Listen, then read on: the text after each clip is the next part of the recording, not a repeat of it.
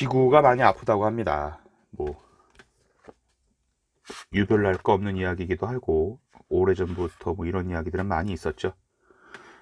뭐 지구 온난하니, 뭐 남극과 북극에 빙하가 녹는다느니, 탐소, 아무튼 뭐 블라블라 많아요. 21세기 북스가 시리즈로 펼쳐내는 책이죠. 서가명강. 여전히 마음에 안 드는 스타일의 제목이긴 해요. 서울대 가지 않아도 들을 수 있는 명강의.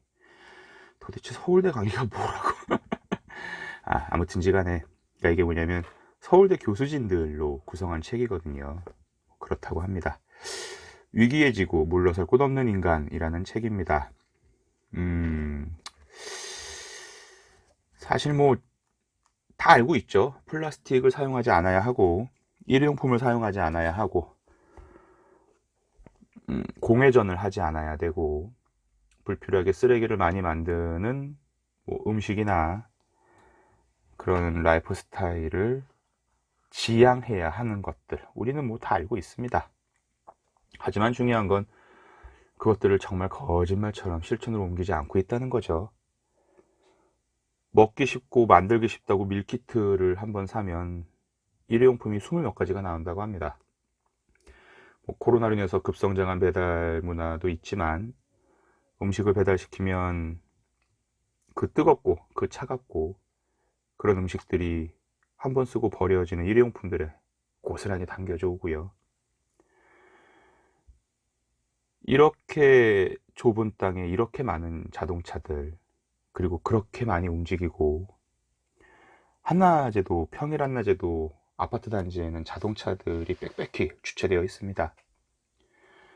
한 가구에 차량 한 대 있던 시절은 지났죠. 요새 짓는 아파트들은 제 기억에 맞다면 2.5대, 뭐 2.78대, 뭐 3세대도 준다거나 아무튼 그런다고 하는데, 음, 우리는 결국 후세에게 잠시 지구를 빌린 그 사실을 망각하고, 지구는 우리 거야, 마음대로 쓸 거야 라는 생각으로 지내고 있는데, 언제까지 이 지구가 우리를 잘 버텨내줄지 의문점이긴 합니다. 이 책에는 그리하여 뭐 지구온난화, 온실가스, 바닷속의 지진, 그리고 플라스틱이 만든 쓰레기섬, 이런 여러 가지 주제들로 이야기를 이어가고 있습니다. 특히 무엇보다 가장 심각한 건 바다의 오염인데요. 지구는 독특하게도 중력도 있고, 또 육지 대비 바다의 면적도 굉장히 큽니다. 이토록 물이 풍부한 행성이 있을까라는 의구심이 들 정도로 우리 지구는 축복받은 행성인데요. 그 물이 갖고 있는 일종의 선순환 때문에 사실 세포가 생기고 이런 생명력들도 생겨난 거죠. 물이 없다면 생명은 절대 존재할 수가 없고, 설령 존재한다 하더라도 그 생명력이 오래 이어지진 못할 겁니다. 뭐 제가 그런 거 전공은 아니니까 그냥 제 개인적인 견해라고 봐주시면 되고요. 그런데 지금 뭐 태평양 한가운데 우리나라보다도 훨씬 더 큰 플라스틱 섬이 있다고 하니, 정말 우리는 어떻게 이 상황을 이겨내야 하고, 또 우리가 늘 그래왔듯이 어떤 지혜를 모아서 이 현상들을 개선해 나가야 할지 좀 가늠이 안 잡히고는 합니다. 오죽하면 책에서는 그런 이야기도 합니다. 얼른 고기들 먹어라. 소고기를 먹는 그대가 지구를 살린다. 자동차에서 배출되는 가스보다 우리 소 새끼들이 방귀 뀌고 트림하는 가스가 지구에 더 나쁜 영향을 준다고 하니, 하지만 또 우리는 지구가 만들어지고 인류 역사가 시작된 이래 가장 많은 고기를 먹고 있죠. 저만 해도 그런 듯 안 그런 듯 일주일에 5일 이상은 고기를 먹는 것 같고, 사실 고기가 없는 식단 뭐 상상하기도 쉽진 않습니다. 스님이 아닌 이상. 아무튼 우리는 지금 굉장히 많은 것들을 만들고 오염시키고 소비하고 버리고 있습니다. 정상적인 구조로 재배되는 농산물은 사실 이제 거의 없죠.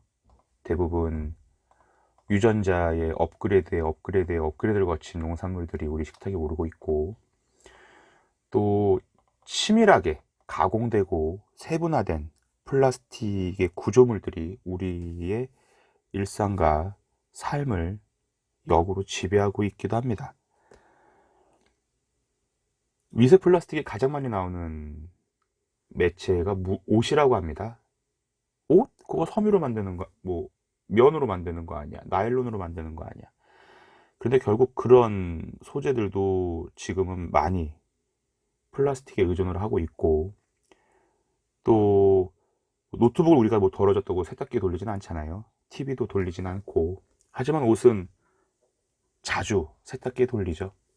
그러다 보니까 옷에 있는 미세 플라스틱들이 세탁과 탈수의 과정에서 정말 미세하게 조각이 나서 하수로 흘러들어가고, 그런 하수들이 모여서 바다에서 만나고, 바다에 있는 물고기들이 그런 미세 플라스틱을 먹고 몸에 축적을 시킨 다음 다시 우리 식탁으로 오는 거죠.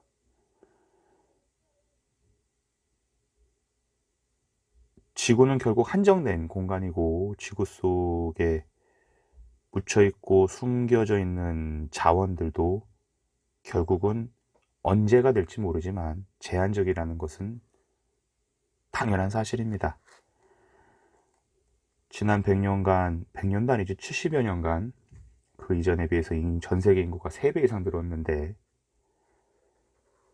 이 모든 것들이 중첩적으로 우리에게 더는 허락하지 않을 미래가 되어 제한을 할 것이고, 우리 스스로의 개선되는 의식을 불러올 텐데요. 자꾸 말이 뱅뱅 도는 건 이 책이 너무 어려웠어요. 어려워. 선왕극 스웨이츠 빙붕 용융과 빙상붕괴 시나리오. 역시 저는 서울대 갈 짬은 아니었고요. 그렇습니다. 지구를 살릴 수 있는 작은 노력들이 있습니다. 당장 눈에 띄지는 않을 것이고, 아무리 노력한다 한들 사실 그 결과들이 우리들에게 다시 선물이 되어 돌아오지는 않을 것입니다. 하지만 콜럼버스 2세끼가 발견했다고 한 서양의 기준으로 써진 역사의 과정에서 아메리카의 원주민들은,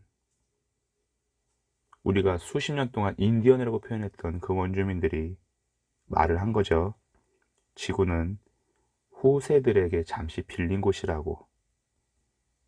잊지 말아야 할 것입니다.